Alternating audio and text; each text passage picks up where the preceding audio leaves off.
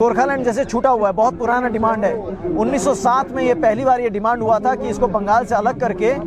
तरफ से मैं मुनीश तामांग हूँ और national federation for new states का मैं प्रेसिडेंट हूँ।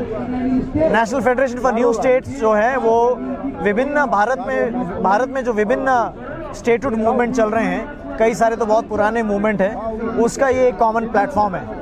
और यहाँ पर मैं स्वयं गोरखालैंड का प्रतिनिधित्व करता हूँ और हमारे NFNS में गोरखालैंड है, विदर्भा है, बुंदेलखंड है और गारोलैंड है, त्रिपुरा है, कुकी है। इस प्रकार से भारत के जो विभिन्न जगहों में जो न्यू स्टेट डिमांड है उसका प्रतिनिधित्व करने हम यहाँ पर एक जॉइंट प्लेटफॉर्म में हम आए हैं। हम जानते हैं कि भारत का संविधान ये बताता है कि पार्लियामेंट के पास पावर है कि वो इंटरनल बाउंड्रीज को रीड्रॉ करे, इंटरनल बाउंड्रीज को फिर से रीडिफाइन करके नए राज्य बना सकता है। जब भारत आज़ाद हुई थी तब उस समय भारत में 14 राज्य थे, आज भारत में 28 राज्य हैं। और ये अच्छी एक बात है कि जैसे जैसे भारत आगे बढ़ता गया, विभिन्न जन समूह का प्रतिनिधित्व ठीक से हो, इसके लिए नए राज्य का निर्माण किया।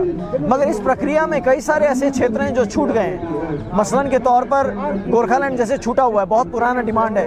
1907 में ये पहली बार ये डिमांड हुआ था कि इसको बंगाल से अलग करके, क्योंकि यहाँ की संस्कृति अलग है, यहाँ की भाषा अलग है, यहाँ की इतिहास अलग है और यहाँ के लोगों का प्रतिनिधित्व बंगाल के सरकार में हो नहीं पा रहा है, ठीक से नहीं हो पा रहा है। इसलिए हम चाहते हैं जिस प्रकार से गोरखालैंड का डिमांड है उसी प्रकार से अन्य डिमांड का भी इसी प्रकार की कहानी है। हम चाहते हैं कि इस भारत में ये जो एक डेमोक्रेटिक देश है और डेमोक्रेसी का मूलभूत आधार क्या है, मूलभूत आधार यही होता है कि प्रत्येक जन समूह का ठीक से रिप्रेजेंटेशन हो सके, गवर्नेंस में रिप्रेजेंटेशन हो सके, गवर्नेंस में वो भी पार्टिसिपेट कर सके।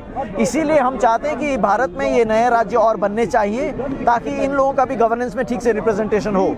और ये जो वर्तमान सरकार है, इस सरकार ने भी कहा है बीते दिनों में कि वो नए राज्य की जो डिमांड है उसके डिमांड को वो ठीक से सहानुभूति से देखेंगे। ऐसा इस पार्टी ने बहुत बार पिछले दिनों में भी कहा है। गोरखालैंड के विषय में भी उन्होंने कहा है, इस पार्टी ने, जिसकी सरकार है इस समय, बीजेपी पार्टी ने कहा है कि गोरखालैंड के लिए वो एक स्थायी समाधान बहुत जल्दी वो निकालेंगे। तो हम आज यही स्मरण दिलाना चाहते हैं सरकार को। और पार्लियामेंट का जब सत्र चल रहा है, शीतकालीन सत्र में, हम पार्लियामेंट से भी यही अपील करना चाहते हैं कि इस देश को और बलवंत करने के लिए, देश को मजबूत करने के लिए देश के प्रत्येक जन समूह को आप मजबूत कीजिए, देश के प्रत्येक जन समूह को आप और संबलित कीजिए, तभी देश और बढ़ पाएगा आगे। हमारा स्लोगन है वन नेशन मैनी स्टेट्स। बहुत सारा स्टेट है मगर हम एक देश हैं और एक देश होकर हम आगे बढ़ना चाहते हैं। सवाल, आपको नहीं लगता है अलग और स्टेट बनेगा तो ज्यादा पैसा खर्च होगा? तो अगर ये चिंता है कि पैसा ज्यादा लगे तो मेरा प्रस्ताव ये है कि जितने स्टेट है उनको भी डिसॉल्व कर दो और एक ही भारत रखो, बस फिर सारा खर्चा कम हो जाएगा। अगर आपको लगता है कि दूसरे स्टेट बनने से खर्चा बढ़ेगा तो जो बने हुए स्टेट है उनको भी खत्म कर दो, एक स्टेट रखो और उसके बाद कोई खर्चा ही नहीं होगा। सर तो बहुत खर्चा है। हाँ, तो क्या खर्च?